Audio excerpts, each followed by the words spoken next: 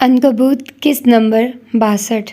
Rice hotel के वसी और अरीस हॉल में एक कोहराम बरपा था और इस हंगामे का मरकज़ फजर, रईस और वली थे।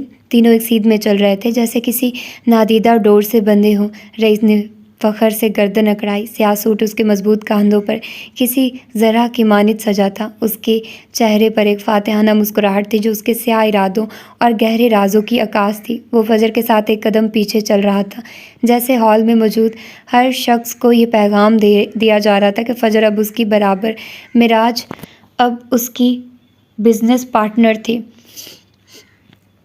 उसकी मौजूदगी में एक गहरा ताल्लुक झलक रहा था। फजर की हर हरकत में एक नफासत थी जो उसकी ताकतवर और पुरस्कार शख्सियत को नुमायाँ कर रही थी। उसके चेहरे पर एक ऐसी पुरसुकून संजीदगी थी जो उसके अंदर छुपे तूफान को छुपाती थी। वो रईस के शाना बशाना चल कर अपनी आज़ाद हैसियत और बिजनेस पार्टनर होने का बरमला इजहार कर रही थी। दूसरी जानिब बली था, फजर से एक कदम पीछे, रईस के मुकाबिल। सफ़ेद ड्रेस शर्ट में मलबूस उसकी आंखों में एक गहरी वफादारी थी। वो फजर की दो धारी तलवार था, एक ऐसी ढाल जो हमले के लिए भी इस्तेमाल हो सकती थी। उसके हर कदम में एक गैर एलानिया अहद था। उसका हर कदम फजर की हिफाजत का ज़ामिन था। मुराद उनके पीछे चल रहा था। तीनों जब हॉल में दाखिल हुए तो देखने वाली आंखें पलटना भूल गई। ये महज एक चाल नहीं थी, ये एक ताकतवर इत्तेहाद था जिसे कोई तोड़ नहीं सकता था। फजर मिराज जिसे लोग ख़त्म करना चाहते थे, अब रईस औरंगज़ेब और वली औरंगज़ेब की पनाह में थी। गोया मौत भी उसके करीब आने से डरेगी। ये इस बात का सबूत था कि फजर अब अकेली नहीं थी, उसके साथ वो लोग थे जो उसे हर हाल में बचाने के लिए तैयार थे। रईस की मजबूत बिजनेस पार्टनरशिप, वली की बेलौस वफादारी और फजर की मुहाफ़ज़त और फजर की पुरवकार मौजूदगी ने हॉल में मौजूद हर शख्स को ये बावर करा दिया था कि ये तीनों एक ऐसी क़ुव्वत है जिसे शिकस्त देना नामुमकिन था। उनकी मौजूदगी ने हॉल में एक नया सहर तारी कर दिया था। फजर की नज़र एक खाली मेज़ पर पड़ी। वो चलते चलते रुक गई, नाक से चश्मा उठाकर सर पर जमाया। उसे रुकते देखकर पीछे वाले भी रुक गए। फिर वो मेज़ की जानिब बढ़ी और वहाँ रखी चमचमाती छुरी उठाई। बरके कुमकुमों में छुरी की नोक चमक रही थी। उसने छुरी उठाकर रईस की जानिब देखा। कंधे झुकाने के बाद उसे टिश्यू में लपेटकर बैग में डाल लिया। रईस ने ज़ेरे लब मुस्कुराते हुए तासुब से सर हिलाया। वो उसकी छुरियों और तलवारों के ऑब्सेशन से वाकिफ़ था। वो वापस उनकी जानिब बढ़ी। क्या ख्याल है बॉस, किसकी गर्दन काटनी है? वली ने कदरे आगे होते सरगोशी की। औरंगज़ेब की। अगर उन्होंने मुझे धोखा देने की कोशिश की। वो सर लहजे में आगे बढ़ गई। रईस और वली ने बेसाख्ता एक दूसरे की जानिब देखा। ये मजाक था बिग बी? वली ने बेसाख्ता रईस से पूछा। वैसे मजाक नहीं करती, पहले ही मेरी खूबसूरत गर्दन इसका शिकार हो चुकी है। रईस ने गहरी सांस लेते ड्रामाई अंदाज में जवाब दिया। तो पल भर की खामोशी के बाद वो दोनों हंस दिए। छोटे पहले तुम मरोगे, तुम इसके ज़्यादा करीब रहते हो। मुराद आगे बढ़ा। और मेरे बाद आप, क्योंकि आप उसे जहर लगते हैं। वो तीनों उसके पीछे लपके। शायद मैं बच जाऊं। रईस की बात पर दोनों ने रुक कर कमर पर हाथ रख के उसे देखा, जैसे पूछ रहे हों किस खुशी में, जिस पर रईस ने कंधे उचका दिए। आई मीन शायद।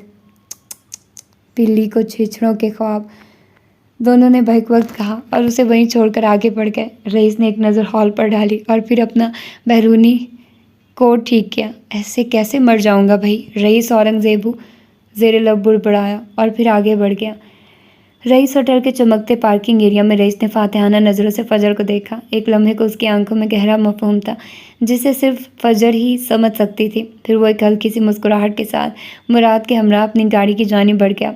उनकी गाड़ी के पहिए चीखते हुए हॉल से निकल गए। पीछे रह गए सिर्फ फजर और वली जो होटल में दाखिल होते वक्त बिल्कुल खामोश और दबाव का शिकार था। अब माहौल की खफकी कम होने पर काफ़ी रिलैक्स महसूस कर रहा था। उसकी नज़रों की शरारत लौट आई थी और होंठों पर एक गहरी मुस्कुराहट उभरी।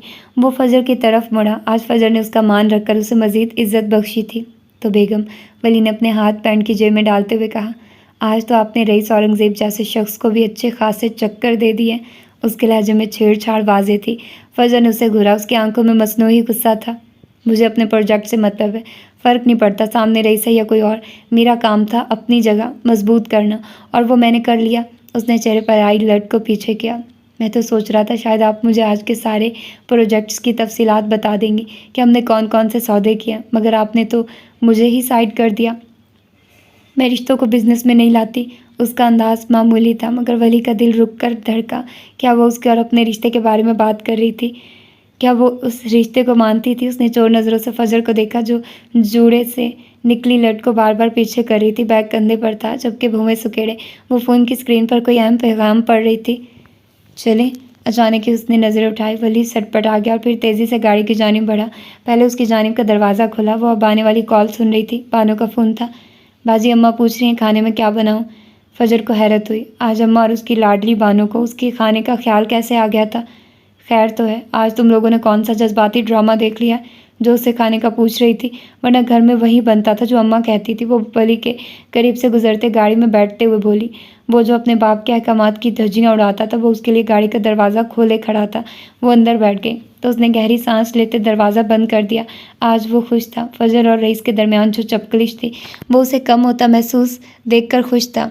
वो यही चाहता था, रईस की फजर के ख़ानदान से जो भी दुश्मनी थी वो ख़त्म हो जाए। ड्रामा तो बाजी अभी देख रहे हैं। वो अम्मा कह रही है कि गिलगिती चीते में मेरा मतलब है वली भैया को भी खाने पर ले आइए, वो आपका इतना ख्याल रखते हैं। फजर ने फ़ोन कान से हटाकर बाकायदा स्क्रीन को देखा। क्या इन दोनों को चढ़ गई थी?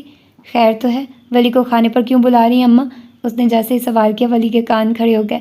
वो जो गाड़ी स्टार्ट कर रहा था, खुशी से फजर को देखा। यानी वो अम्मा के टेस्ट में पास हो चुका था, तभी वो उसे खाने पर बुला रही थी। हाजी, अम्मा का हुक्म है, अम्मा कह रही है उसे साथ लाइएगा, वरना अपने ऑफिस में ही रहिए, घर आने की ज़रूरत नहीं है। To to to. फ़ोन बंद हो चुका था। फजर ने झुंझलाकर फ़ोन को देखा और फिर रुख मोड़कर वली को, जो उसे शौक नज़रों से उसे ही देख रहा था। बेगम चली, अम्मा इंतज़ार कर रही होंगी, उसने जिस कदर पुरशौक निगाहों से देखते हुए कहा था। फजर दिल ही दिल में उसे कोसती रुख मोड़ गई थी, जबकि वो अब मुस्कुराते गाड़ी बाहर निकाल रहा था। एक तो पता नहीं उन लोगों को सुकून क्यों नहीं है, बैठे बैठे बम गिरा देते। यकीनन कोई अहम बात थी, कोई अहम पैगाम। उसने स्क्रीन पे कुछ देर पहले पढ़ा था। फिर जब मैं तलवार उठा लेती हूँ तो वैश्य औरत कहते हैं। वो अभी भी बुड़बुड़ा रही थी। वो मुस्कुराहट दबाए सुन रहा था, जानता था ज़्यादा गुस्सा उसे अम्मा और बानो की प्लानिंग पर आया था। बेगम, उसने धीरे से पुकारा। फजर ने रुख मोड़कर खूनख्वार नज़रों से उसे देखा। फिर से बेगम। बेगम, आप बस तलवार उठाइए, शहीद होने वालों को मैं देख लूँगा, उसने जिस अंदाज में कहा था। फजर का गुस्से से लाल भभो का चेहरा पल भर में बदल गया। पहले हैरत उभरी और फिर मुस्कुराहट, जिसे वो जब्त कर गई थी। तुम कुछ ज़्यादा ही फ्री नहीं हो रहे? क्या करूँ, मजबूरी है। वो भी मुस्कुराहट दबाए बोला। क्या कहूँ तुम्हें, आधा अंग्रेज़ी आधा औरंगज़ेब, आपको क्या पसंद है? वो ज़रा सा रुख उसकी जानिब मोड़कर बोला तो वो गर्दन हिलाती रुख मोड़ गई। अलबत्ता गुस्सा पल भर में ज़ायल हो गया था। पागल, उसकी ज़ेरे लब बुड़बुड़ाहट वो सुन चुका था। उनकी गाड़ी तेज़ी से आगे बढ़ रही थी। मर्सिडीज़ बेंज की ड्राइविंग सीट पर मुराद बैठा था, जबकि साथ वाली पर रईस था। वो बाएं हाथ की पहली दो उंगलियों को लबों पर टिकाए हुए था, जबकि कूहनी खिड़की से लगी थी। उसके चेहरे पर मुस्कुराहट थी। वो जो चाहता था फजर मिराज उस तक खुद आए, वो उसके नाम को इज्जत दे, वो उसके रुतबे को कबूल करे। वो आ गई थी। उसे आज रईस औरंगज़ेब की ज़रूरत थी। उसे अपना आप आज फाते लग रहा था। एक दबी दबी सी मुस्कुराहट थी जो चेहरे से जा ही नहीं रही थी। आंखों की वो चमक जो पिछले 2.5 सालों में खो गई, लौट आई थी। मुराद खामोशी से उसका मुशाहिदा कर रहा था, मगर बोला कुछ नहीं। मगर वो ज़्यादा देर चुप नहीं बैठ सकता था। उसके मैदे में दर्द होने लग जाता। आज तो वैसे भी अरूज़ा साथ नहीं थी। वो दोनों आदमी थे और खुलकर बात कर सकते थे, आदमियों वाली बातें। खैर है, मुस्कुराहट चेहरे से जुदा नहीं हो रही। रेज़ के वजूद से उड़ती महंगी खुशबुओं से रची बसी फ़िज़ा में मुराद की आवाज़ गूंजी। आखिर उसे मेरी ज़रूरत पड़ ही गई। रईस की गमगीन आवाज़ सुनाई थी। गर्दन उठी हुई थी। ज़्यादा खुश होने की ज़रूरत नहीं, वो मकड़ी तुम्हें सिर्फ अपने मकसद के लिए इस्तेमाल कर रही है। मुराद ने तल्ख हकीकत से पर्दा उठाया। रईस की मुस्कुराहट गायब हुई। जानता हूँ, उसने धीरे से कहा। तो फिर? मुराद ने अब्रू उचकाकर उसे देखा, फिर नज़रें सीधा सड़क पर जमाई। फिर कुछ नहीं, वो शायद डिस्कस नहीं करना चाहता था। तुम्हें पता है रईस, जब तुम उसके साथ होते हो तो तुम्हारे वजूद में एक अलग चमक भर जाती है। तुम्हारी आंखें मुस्कुराती हैं और तुम सरशार लगते हो। ऐसा क्यों है? क्या सिर्फ इसलिए कि वो मनार की हम शक्ल है? मुराद का अगला सवाल काफ़ी मुश्किल था। रईस ने पहलू बदलकर खुद को सीट पर जमाया। टाई की नॉट ढीली की, कोट वो पहले उतार चुका था। मुराद की बात किसी हद तक सच्ची थी, मगर जो रईस सोचता था वो बस वही सोचता था और ज़्यादातर अपने अंदर ही रखने का आदी था। वो खामोश रहा। तुम उसके रास्ते आसान करते हो, क्यों? तुम्हें लगता है ऐसा करने से वो अजियत ख़त्म हो जाएगी जो तुमने मनार को दी? पता नहीं वो इतने मुश्किल सवाल क्यों कर रहा था। रईस ने एक और पहलू बदला। पूरे वजूद में बेचैनी से भर गई थी। खैर, तुम्हारे पास एक अच्छा मौका, एक अच्छा ऐसा मौका जिसे तुम इस्तेमाल करके अपना बदला ले सकते हो, जो कि तुम लेना चाहते हो। वो औरत खुद तुम्हारे पास आई है, तुम्हारे पास मौका है उसे जलील करने का। तुम उस प्रोजेक्ट से एंड टाइम पर मुकर सकते हो, तुम कुछ भी। मैं रईस औरंगज़ेब हूँ। औरतों को इस्तेमाल करना मेरी फितरत में नहीं, मेरी जंगें मैं खुद लड़ता हूँ। मैं शिकारी हूँ और जानता हूँ शिकार कैसे करना है। रईस की तेज़ आवाज़ ने उसकी बात काट दी। ये सुनते ही मुराद के लबों पर इस्तज़ाइया मुस्कुराहट उभरी। वो सिर्फ औरत नहीं, दुश्मन है। आखिर तुम उसे इतनी फेवर्स क्यों देते हो रईस? कुछ पल की खामोशी छा गई, फिर रईस की आवाज़ उभरी, खोई खोई सी आवाज़। एक आवाज़ है जो मेरे कानों में गूंजती रहती है, एक चेहरा है जो मेरी आंखों के सामने बार बार आता है। उसने कहा था, मोहब्बत तुम्हें कभी माफ़ नहीं करेगी। मैं बस उस अज़ियत से निकलने की कोशिश कर रहा हूँ। मैं इन लफ्ज़ों से पीछा छुड़ाना चाहता हूँ। मर्द का पहला तज्जिया ठीक था। वो अज़ियत से निकलना चाहता था। वो शिकारी ज़रूर था, मगर वो अपने ही जाल में इस कदर बेतरह फंसा हुआ था कि वो बेबस था। तुम मुझसे मोहब्बत करते हो? वो मनहूस इतने मुश्किल सवाल क्यों पूछ रहा था? रईस का बस चलता तो चलती गाड़ी से उसे लात मारकर बाहर गिरा देता। मेरे हाथ खून से रंगे और ये धब्बे कभी मिट नहीं सकते। मुझे भला मोहब्बत कैसे छू पाएगी? मेरी किस्मत में बस यही स्याही है और मेरा यही मुकद्दर है। तुम गलत हो रईस। तुम्हें लगता है मेरे दिल में मोहब्बत की कोई जगह हो सकती है जिसके हाथ कत्लो गारत से भरे हों? मेरे अंदर तारीकी के सिवा कुछ नहीं होता। मोहब्बत तो किसी को भी हो जाती है। मेरी तकदीर में मोहब्बत का कांटा बोया ही नहीं गया। मेरी दुनिया इतनी तारीक है कि यहाँ मोहब्बत की कोई किरण पहुँच ही नहीं आ सकती। यहाँ कोई दीप नहीं जल सकता। मगर अगर तुमने मज़ीद कुछ कहा तो मैं वाकई लात मारकर तुम्हें चलती गाड़ी से बाहर फेंक दूंगा। और यकीनन तुम बिना बाप बने मरना नहीं चाहते। मुराद के सारे अल्फाज मुंह में ही दम तोड़ गया। उसने नहायत बुरा मुंह बनाकर रईस को देखा, जो सुकून से दूसरी जानिब देख रहा था। पहाड़ में जाओ। उसने बिल्कुल वैसे किया था जैसे फजर कहती थी, जबकि रईस पर कोई असर नहीं हुआ। वो वाकई पत्थर बन चुका था, ऐसा पत्थर जो लोगों को कब्रों पर रखा जा सकता था, लोगों की कब्रों पर रखा जा सकता था। मोहब्बत से उसका क्या लेना देना? लाउंज में बैठी अम्मा की गहरी खामोशी वली के लिए मज़ीद बेचैनी का बायस बन रही थी। वह सोफे पर चौकन्ना बैठा था। अम्मा की नज़रें जो मुसलसल उस पर जमी थी, अब क्या नया बम गिराने वाली थी। उसे अपनी उस कामयाबी पर अब शक होने लगा था जो उसने अम्मा के बुलाने पर सोची थी। भानु आज शेफ़ के साथ मिलकर खाना बना रही थी, जबकि उसकी घबराहट बढ़ती जा रही थी। तकरीबन आधे घंटे बाद फजर जब ताज़ा दम होकर नीचे आई तो माहौल ही अक्सर बदल गया। उसने हल्के लेमन रंग का सादा सा सूट पहना हुआ था और पैरों में आरामदेह चप्पल थी। वो कारोबारी फजर जो अभी कुछ देर पहले गाड़ी में उस पर बुफरी हुई थी, इस वक्त बिल्कुल मुख्तलिफ और पुरसुकून लग रही थी। वली की नज़रें बेख्तियार उसकी जानिब उठी, लेकिन हर बार जब वो फजर को देखता, अम्मा की निगाहें उसे घूरती हुई मिलती, वो फ़ौरन खुद को मलामत करता और निगाहें हटाकर खुद को सीधा कर लेता। उसे यकीन हो चुका था कि आज उसकी खबर खैर नहीं है। फजर ने ये सब भांप लिया था। उसने मुस्कुराहट दबाए एक मैगज़ीन उठा लिया, उसकी वरगर्दानी करने लगी। मैगज़ीन के फ्रंट कवर पर रईस की एक खूबसूरत तस्वीर थी और वर्साचे के लिए उसका नया शूट था। उसने दिलकश चेहरे और पुरअतमाश शख्सियत ने मैगज़ीन को एक अलग ही रंगत बख्श रखी थी। वली की नज़रें बार बार मैगज़ीन पर पड़ती और फिर फजर पर, जो नहायत सपाट चेहरा लिए बैठी थी। जब खामोशी नाकाबिले बर्दाश्त हो गई और हवा में एक अजीब सी घुटन महसूस होने लगी तो अम्मा ने आखिरकार अपना मुंह खोला। तुमने अपने वालिद की फ़ोटो नहीं दिखाई? अम्मा का सवाल गैर मुतवक्को था। वली ने बेसाख्ता फजर की जानिब देखा, जिसने मैगज़ीन मज़ीद ऊपर कर लिया ताकि चेहरा छुप जाए। वो दरअसल मेरे वालिद फ़ोटो नहीं बनवाते, उसने घबराते हुए कहा। हज़ारों फ्लैश लाइट्स की मौजूदगी में खड़े जोसेफ ने उस पर 1000 लानतें भेजी। तुम्हारे वालिद किस दौर के हैं जो तस्वीरें नहीं बनवाते? अम्मा ने अपनी भारी आवाज़ में पूछा। उनकी आंखों में गहरी तफ्शीश थी। वली से कोई जवाब नहीं बन पाया। वो बस अम्मा के सामने लाचार बैठा था, जबकि फजर मैगज़ीन में मुँह छुपाए इस सूरत हाल पर लुत्फ़ ले रही थी। उसे जिज करने वाला आखिर अम्मा के हाथों पकड़ा गया था। कुछ देर बाद बानो ने आकर खाना तैयार होने का ऐलान किया तो उसने सुकून का सांस लिया। सब खाने की मेज़ पर बैठ गए, बानो और फजर भी, जबकि वली के लिए खाना गले से नीचे उतारना मुश्किल हो रहा था। अम्मा की घूरती नज़रें और बानो का बना हुआ मुंह उसे मुसलसल बेचैन कर रहा था, जबकि फजर यूं बैठी थी जैसे उसे जानती ही ना हो। उसने खुद कुल्हाड़ी पर पाँव मारा था। भुगते माहौल बदलने के लिए उसने फजर से काम के मुतालिक 2-4 बातें की, जिसे उसने हूँ हाँ में जवाब देकर नज़रअंदाज कर दिया। अब वह यहाँ आकर पछता रहा था। खाने के बाद चाय का दौर चला। अम्मा आज वली को जाने देने के मूड में नहीं थी। वो चाय के बाद जाना चाहता था। जब फजर किसी काम से ऊपर चली गई और बानो बाहर लॉन में फ़ोन सुन रही थी, वली को प्यास का एहसास हुआ। मुझे थोड़ा पानी चाहिए था, तुम बैठो मैं लाती हूँ। नहीं नहीं मैं ले लेता हूँ, बस बता दें। अम्मा ने उसे किचन का रास्ता दिखाया। वो उठकर किचन की जानिब बढ़ गया। 2 गिलास पानी पीने के बाद वो खुद पर काबू पाता गहरे सांस लेता पलटा तो साकित रह गया। अम्मा उसके पीछे खड़ी थी, उनकी नज़रें खूनख्वार थी। वो साकित रह गया। कौन हो तुम? अम्मा की आवाज़ नहायत सर्द थी। ऐसी किसी सूरत हाल का उसने सोचा भी नहीं था। जबकि अम्मा की निगाहें ज़ख्मी थी। वो कुछ और ही कहानी सुना रही थी। ये 1 दिन पहले की बात थी। अम्मा बानो और ड्राइवर के साथ ग्रॉसरी करने गई थी। जैसे ही वो मॉल से बाहर निकली, बानो की नज़र बेसाख्ता एक गाड़ी पर पड़ी। अम्मा वो देखिए, गिलगती चीता। बानो ने फ़ौरन उसकी तवज्जो मबसूल करवाई।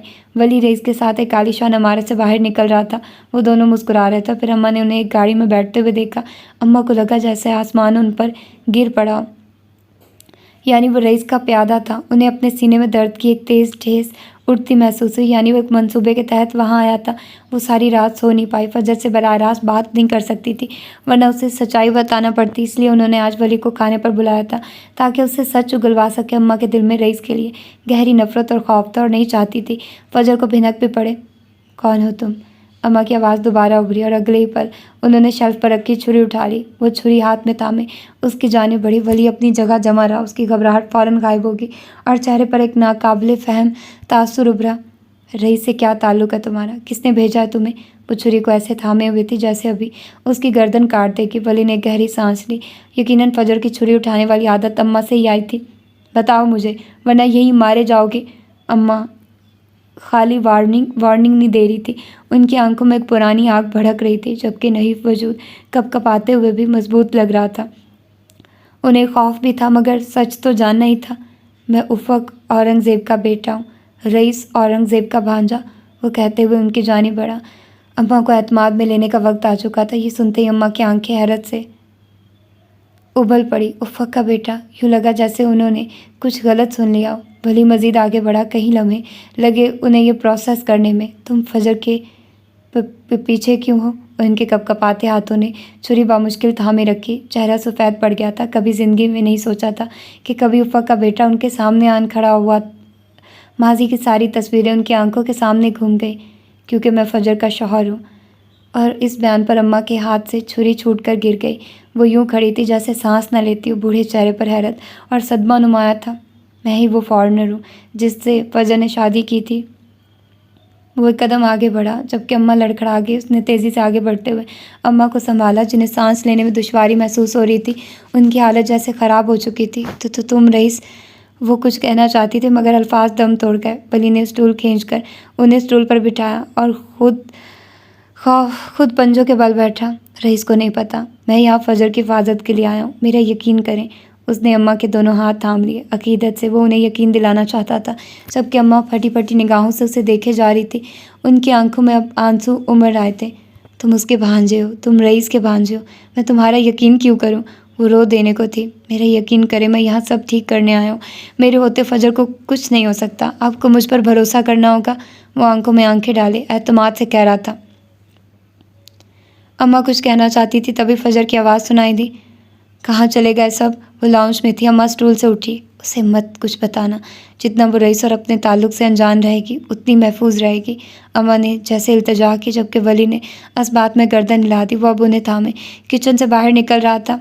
फजर ने देखा और फिर बेसाख्ता अम्मा की जानिब बढ़ी। क्या हुआ? कुछ नहीं, चक्कर आ गया था, अम्मा ने वली से नज़रें चुराते हुए कहा, और फिर सोफे पर बैठ गई। फजर के चेहरे पर अब परेशानी थी। मैं डॉक्टर को फ़ोन करता हूँ। वह फ़ोन निकाले, एक नंबर मिला रहा था। मैं ठीक हूँ, तो तुम जाओ, काफ़ी रात हो गई है। वली ने उन्हें देखा और फिर समझते हुए उन्हें खुदा हाफिज़ कहकर लाउंज से बाहर निकल गई। अम्मा ने उसे जाते हुए देखा और एक नज़र फजर पर डाली। क्या वो जानती थी? अगर जानती थी तो बताया क्यों नहीं? उनके दिल में एक नया तूफ़ान बरपा हो चुका था, जिसकी लहरें उनके चेहरे पर आया थी। चले हम अस्पताल चलते हैं। ज़्यादा तबीयत ख़राब है क्या? वो अम्मा पर झुकी पूछ रही थी, जबकि अम्मा की नज़रें ग्लास विंडो से बाहर जाते वली पर थी। तकदीर न जाने अब क्या रंग दिखाने वाली थी। खामोशी की एक दबीज़ चादर ने फजर के घर को ढांप रखा था। दफ्तर का शोर, कारीगरों की भाग दौड़ और फ़ोन की मुसलसल घंटियों के बरक्स यहाँ एक ठहरा हुआ सुकून था। ऐसा सुकून जो कभी कभी वहशतनाक भी लगता था। फजर के लैपटॉप की स्क्रीन पर अदादो शुमार और डिज़ाइंस की कतारें थी, मगर उसका जहन बार बार अम्मा के कमरे की तरफ भटक जाता, जहाँ वो नासाजी तबीयत के बायस आराम कर रही थी। अम्मा की तबीयत की खराबी नहीं उसे आज घर से काम करने पर मजबूर किया था। वो खुद भी एक तरह की जहनी थकावट से सुकून चाहती थी। दिन काम की भूल भुलैयों में गुजर गया था। सहर पैर की जर्द रोशनी जब खिड़कियों से छन कर लाउंज में फैलने लगी तो उसके फ़ोन की घंटी बजी। स्क्रीन पर फलक का नाम जगमगा रहा था। मैं ऑफिस आ रही हूँ, कुछ नए आइडियाज़ थे, सोचा तुमसे डिस्कस कर लूँ। फलक की आवाज़ में हमेशा की तरह एक जोश था। आज ऑफिस नहीं, सीधा मेरे घर आओ, यहीं बैठकर काम करते हैं। फजर ने लैपटॉप पर नज़रें जमाए हुए जवाब दिया।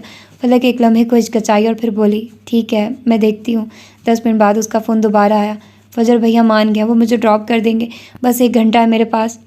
कुछ ही देर में वो दोनों लाउंज के आरामदेह सोफ़ों पर आमने सामने बैठी थी। उनके दरमियान कॉफ़ी टेबल पर लैपटॉप, डिज़ाइन, स्केचेस और किरदारों के सैंपल बिखरे थे। दोनों पूरी संजीदगी से काम में महव थे कि अचानक फजर का फ़ोन बज उठा। उसने फ़ोन पर एक नज़र डाली। स्क्रीन पर जली हरूफ में लिखा था, बहरूपी आदमी। एक खफीफ सी मुस्कुराहट उसके लबों को छू कर गुजर गई और फिर उसने फ़ोन काट दिया।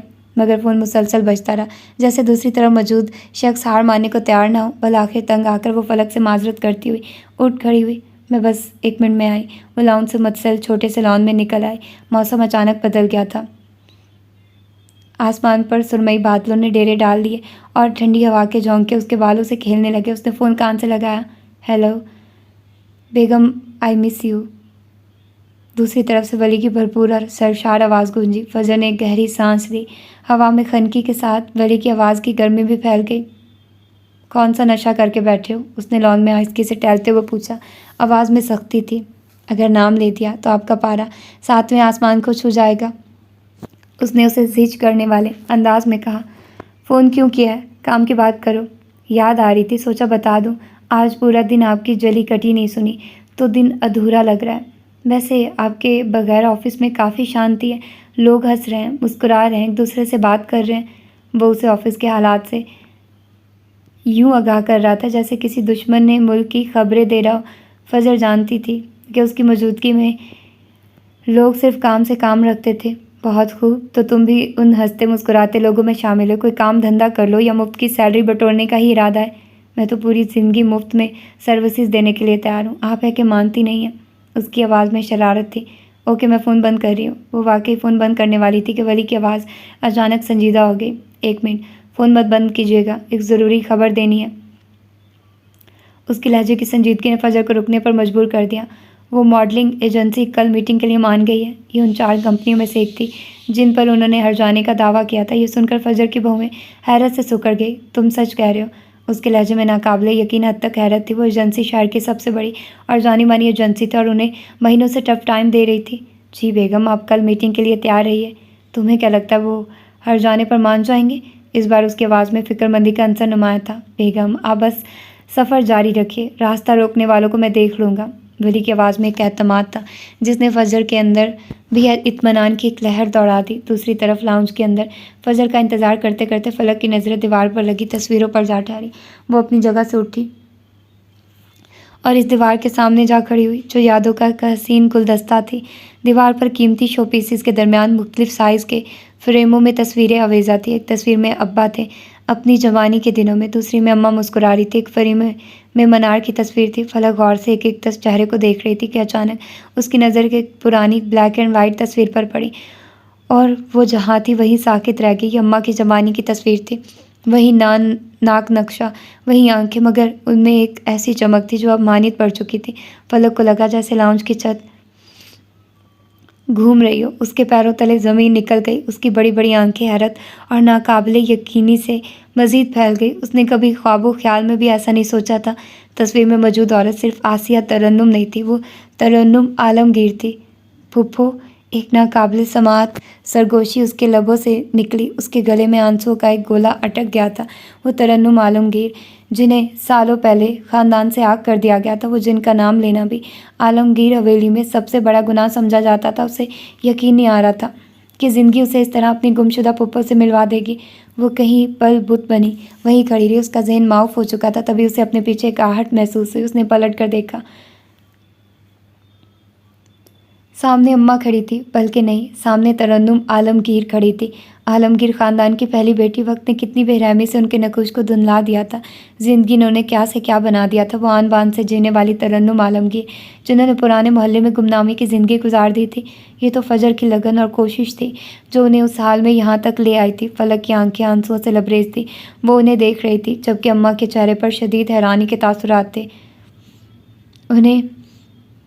उन्हें भी एहसास हो रहा था कि फलक का उन्हें यूँ देखना आम बात नहीं, मगर वो उसके जज्बात की शिद्दत को समझ नहीं पा रही थी। और फिर अगले ही पल जज्बात का बंध टूट गया।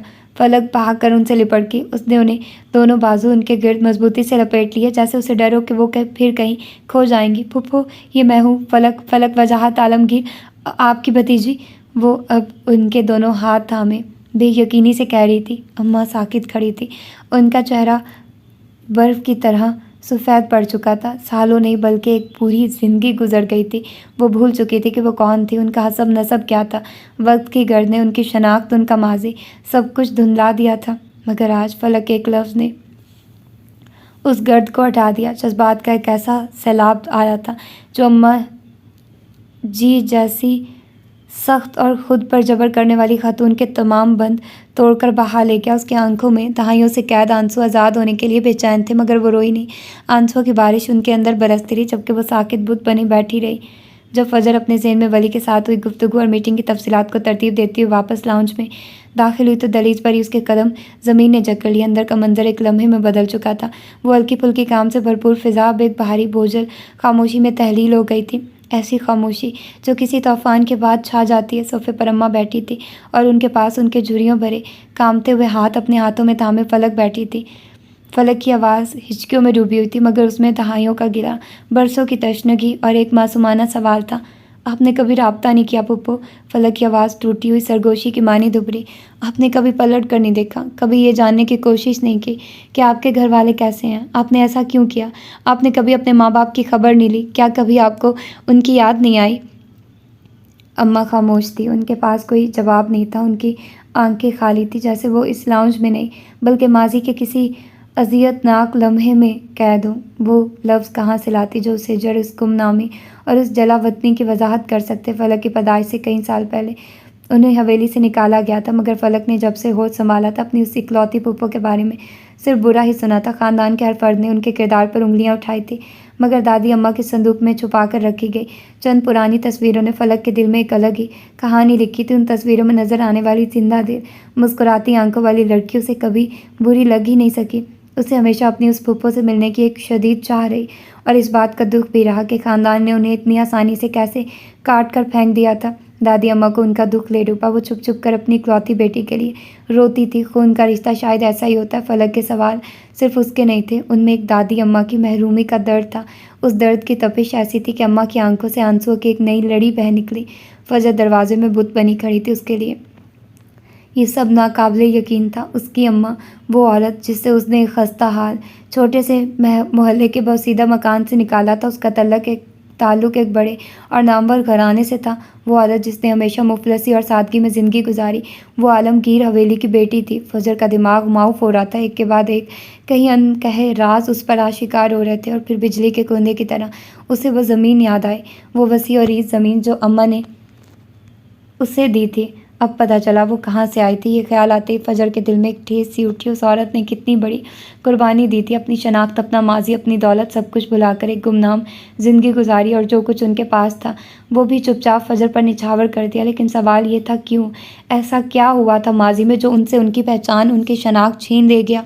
उसके अपने जज्बात इतने गड़बड़ हो गए थे कि वो बस खाली खाली नज़रों से अम्मा को देखे जा रही थी।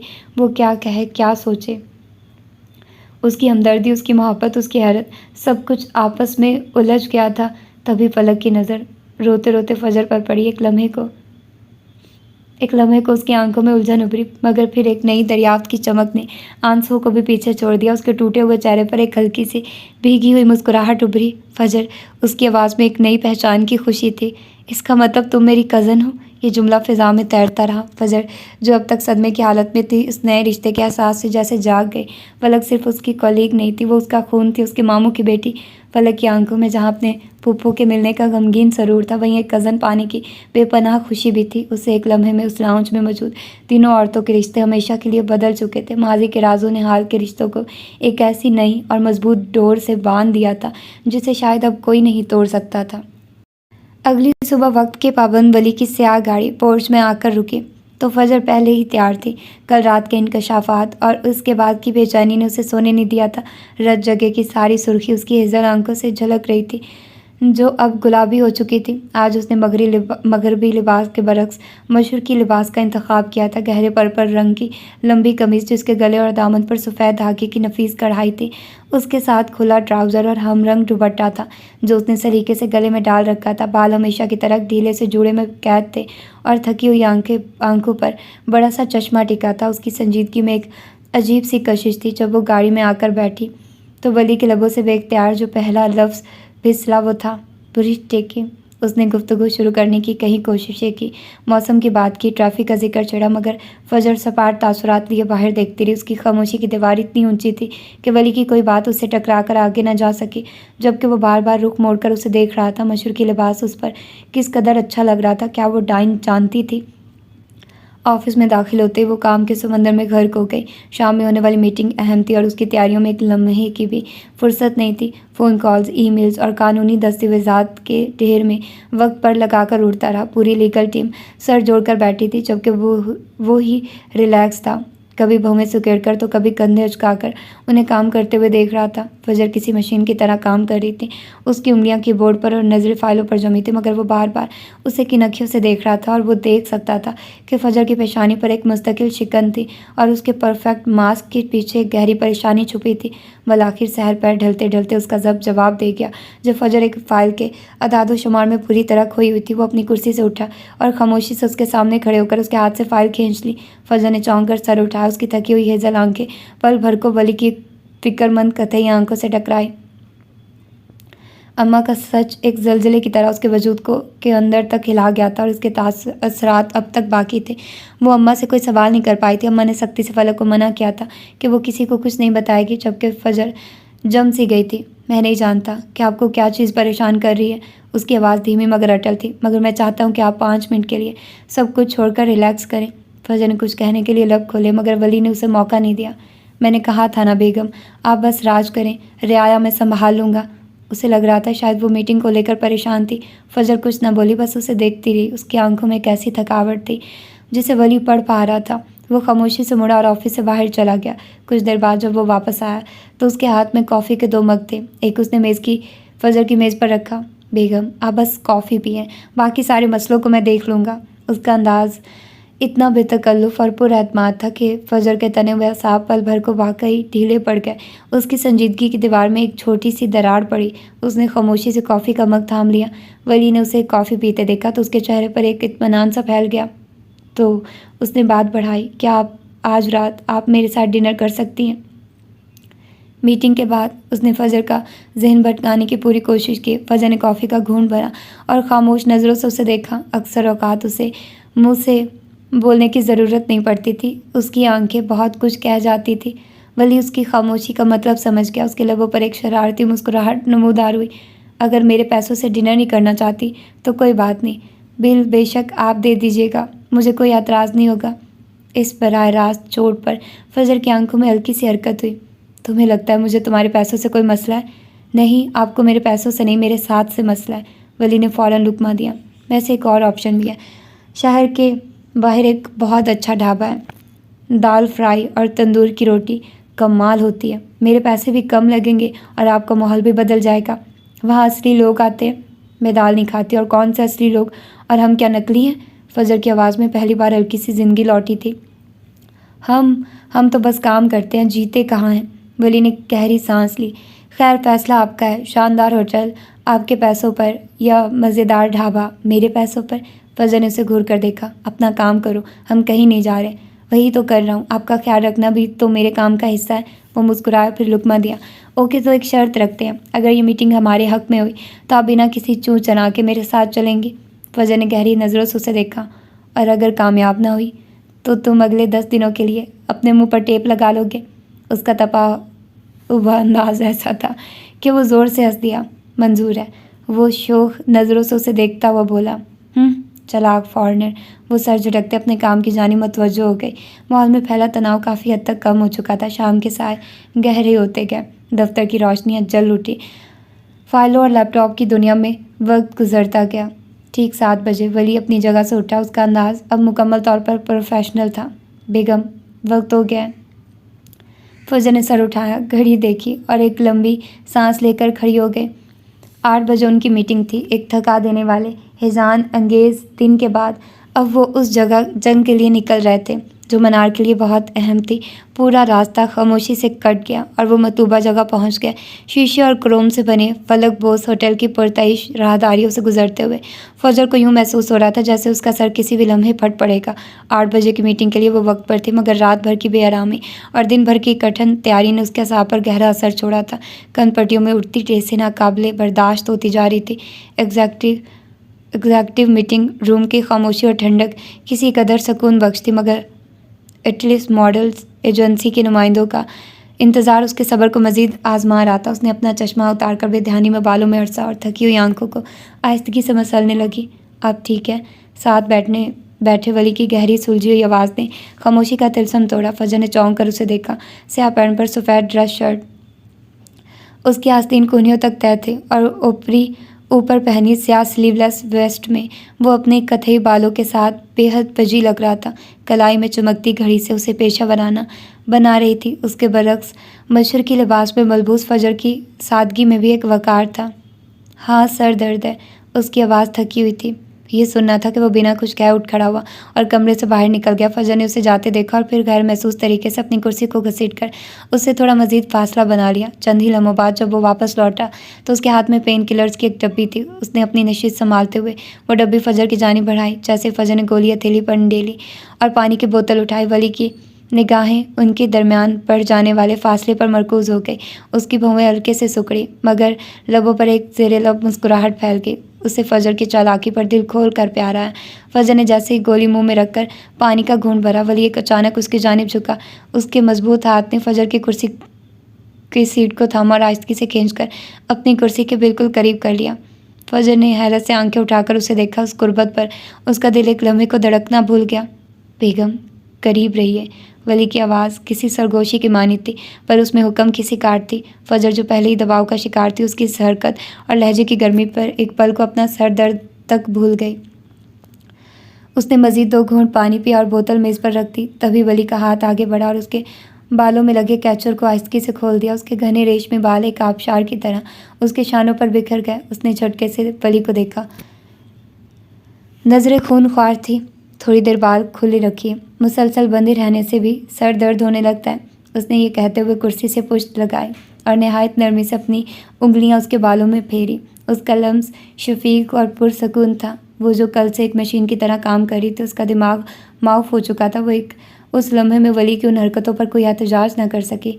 रिलैक्स रहिए, उसने बालों को सहलाते हुए दोबारा कहा। ये मीटिंग हमारे हक में होगी। उसके हाथों के लम्स में जितनी नरमी थी, लफ्ज़ों में उतना ही एतमाद था। जब फजर से ये खामोश गुर्बत बर्दाश्त न हुई तो वो बलाखिर बोल पड़ी। भले तुम मेरे बाल ख़राब कर रहे हो। उसकी आवाज़ में कमज़ोर सा एहतजाज था। वो उसके बहुत सीधा बहाने पर हंस दिया।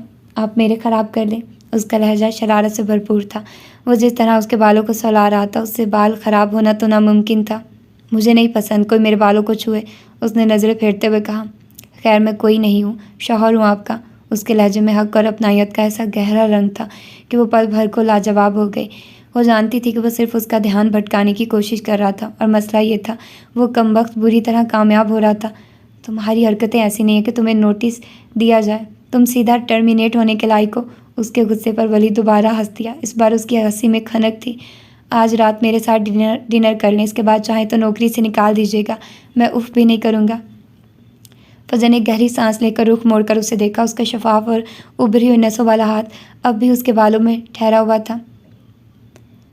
हम यहाँ मीटिंग के लिए आए हैं, उसने लफ्ज़ चबा चबा कर कहा। मीटिंग अभी शुरू नहीं हुई बेगम, उसने नरमी से उसे देखते हुए कहा। उसकी आंखों में एक ऐसी अलवही चमक थी जो सीधा फजर के दिल में उतर रही थी। तुम नाकाबिले बर्दाश्त हो वली, उसने थकार कर हार मान ली। इस बात पर वो खुलकर हंस दिया। जो भी हूँ, जैसा भी हूँ, फजर मिराज के लिए हूँ।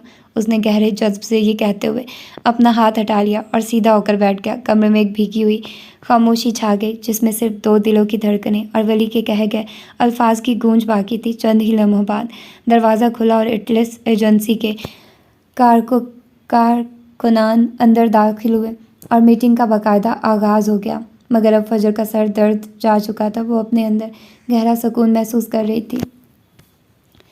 तो ये थी आज की एपिसोड। और फर्स्ट ऑफ ऑल हम बात करते हैं कि वो तीनों, पहला सीन ये होता है कि वो सारे आगे पीछे आ जा रहे होते हैं, जिसमें बताया जा रहा होता है कि हाँ, फजर अब इतनी स्ट्रांग हो गई है कि उसके साथ रईस भी है, वली भी है, और ये सारे इकट्ठे हैं और ये एक ही ताकत अब बन चुके हैं। ठीक है, कि मतलब एक तरह से वो इनडायरेक्टली मैसेज दे रहे थे कि वो अब साथ काम कर रहे हैं।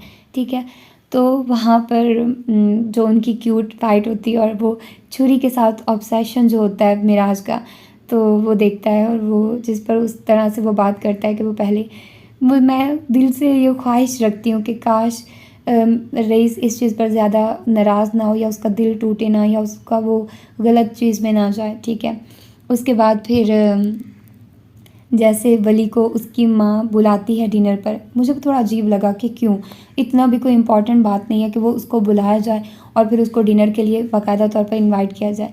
मतलब एक तरह से उसकी माँ को पता है कि वो शादीशुदा है, तो वो क्यों इस तरह का कर रही है। मतलब माइंड में यही बात आती है ना कि वो क्यों इतना पर्सनल कर रही है ना, कि वो उसका पीए है तो वो उसको बुला रही है। लेकिन फिर बाद में जैसे राइटर वाज़े करती है कि वो उसको देख लेती है रईस के साथ, और फिर वो उसको कहती है कि बताओ तुम कौन हो, और फिर जैसे वो उसको सच्चाई बताता है, फिर वो कहता है कि तुम क्या उसका कारिंदा हो या ये वो सारा कुछ कहती है। ठीक है, तो फिर वो उसको बताता है कि नहीं, मैं उसका शौहर हूँ, और ये बात रईस को नहीं पता। ठीक है, तो फिर ये चीज़ें वाज़े होती हैं। मुझे अच्छा लगा, मतलब अच्छा हुआ कि माँ को भी पता चल गया। अब एक तरह से इनडायरेक्टली वो वली की, हो सकता है कि इन फ्यूचर वो उसकी साइड ले किसी मामले में, तो वो एक क्यूट जेस्चर होगा। ठीक है, उसके बाद फिर आगे क्या बात हुई, वो फूफो वाला सीन, कि वो उसकी फूफो होती है और फलक की, और वो आपस में रिश्ते, ओ माय गॉड, मुझे इससे ये सिचुएशन नज़र आ रही है कि जैसे नमल में वो डिफरेंट उनके रिश्ते निकलते हैं और वो एक दूसरे को जानते हैं, जैसे कि वो बहुत ही कॉम्प्लिकेटेड, मतलब हमने ऐसे नॉवेल्स नहीं पढ़े जिस तरह से नमल में डिफरेंट रिश्तों का वो होता है इम्तजाज, बिल्कुल ऐसे ही इसमें भी रिश्तों का ऐसा ही इम्तजाज होता है। ठीक है, तो वो उसकी फूफो निकल आती है। दैट वाज क्यूट कि वो आपस में उनके एक रिश्ता है। ठीक है, जिसकी वजह से वो बड़ा मतलब प्रेशर फील करती है, और फिर वो वली उसको रिलैक्स करता है, और वली जैसे क्यूट वे से उसके साथ बात करता है, बस ये क्यूट रहे। मैं तो यही चाहती हूँ उस पर फजर ज़्यादा सीरियस ना हो, जैसे वो उसकी नोक झोंक को वो इंजॉय कर रही होती है और वो इस चीज़ को, अपने रिश्ते को तस्लीम कर रही होती है। मैं चाहती हूँ कि वो ऐसे ही रहे, उसके लिए कोई और चीज़ मतलब ना हो, और वो इस चीज़ को ज़्यादा डीपली ना ले, या उस चीज़ को ज़्यादा मतलब चीज़ें ख़राब ना हो। अभी जैसे गो विद द फ्लो सब चीज़ें चल रही हैं, वैसे ही रहें, मैं ऐसे फ़ील कर रही हूँ। और मैं चाहती हूँ कि वो ऐसे ही उनका क्यूट कपल रहे। फिर वो मुझे, अब मैं क्या करूँ।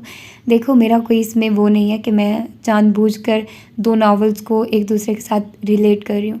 ये मेरा रिव्यू है, और एज अ क्या है कि रीडर, एज अ नरेटर, कि मैं आप लोगों को सुना रही हूँ नावल, तो मैं आप लोगों को बताऊँ जो मैं फ़ील कर रही हूँ।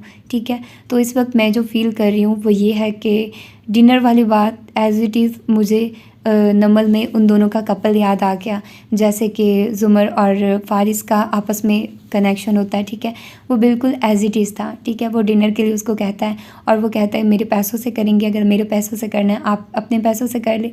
वो एज़ इट इज़ मुझे बिल्कुल वैसे उन कपल की याद आई। ठीक है, वो उसको ऐसे ही टीज़ कर रहा है, वो उसको ऐसे ही रिलैक्स कर रहा है, जैसे वो ज़ुमर को रिलैक्स करता है, जैसे वो उसको केस में मदद कर रहा होता है, जैसे वो इधर उसकी सारी चीज़ों में, मतलब सिचुएशन डिफरेंट है लेकिन अंदाज बिल्कुल वैसा ही है जैसा उस नावल में नमल में उसका था, और इस नावल में बिल्कुल उन दोनों का कपल का है। ठीक है, मुझे नहीं पता आप लोग क्या सोच रहे हो। क्या नहीं, लेकिन जो मैंने फ़ील किया, जो मेरा रिव्यू है वो डिफरेंट हो सकता है, आपकी राय डिफरेंट हो सकती है।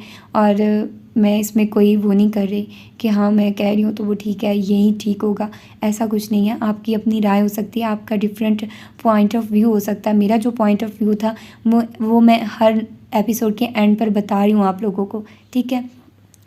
तो अब देखना ये है कि अब आगे क्या होता है। और अब मुझे लगता है कि मिराज चचा होता है रईस का, पता नहीं मुझे क्यों लग रहा है कि वो चचा है और वो उसकी कज़न निकल आती है। और पता नहीं ऐसे रिश्ते होंगे, आई डोंट नो ये ठीक है या नहीं, लेकिन मुझे ऐसा फील हुआ क्योंकि ऑफ कोर्स वो एक ही घर में रह रहे होते हैं, एक ही घर में रहना इस चीज़ की अलामत है। और मुझे क्यों याद आता है कि शुरू में फ़लक औरंगज़ेब थी, आलमगीर नहीं थी। क्या फ़लक आलमगीर थी? पता नहीं, मैं हो सकता है मैं गलत हूँ, आप लोग मुझे करेक्ट कर दीजिए कि फ़लक औरंगज़ेब थी या फ़लक आलमगीर थी, ठीक है। आलमगीर, फिर आलमगीर और औरंगज़ेब ये दोनों भाई होंगे, ठीक है। ये ऐसे रिश्ता होगा। और फिर जो तरन्नुम आलमगीर होंगी, ठीक है, उसका रिश्ता हुआ होगा, उसके घर में हुआ होगा। मुझे लगता है कि तरन्नुम और उसका नाम बल्कीस, ये दोनों बहनें होंगी, ठीक है। तरन्नुम आलमगीर होगी और बल्कीस आलमगीर, ये दोनों बहनें होंगी। इन दोनों की शादी एक ही घर में हुई होगी और वो होंगे औरंगज़ेब के बेटे, ठीक है। एक मिराज होगा और एक रईस का बाप होगा, ठीक है। तो ये देखते हैं अब आगे क्या बनता है और किस तरह के रिश्ते निकलते हैं, ये तो अब हमें आगे पढ़कर पता चलेगा। तो अपना ढेर सारा ख्याल रखिएगा, मुझे दुआओं में याद रखिएगा। मिलते हैं इसके अगली एपिसोड में। अल्लाह हाफिज़।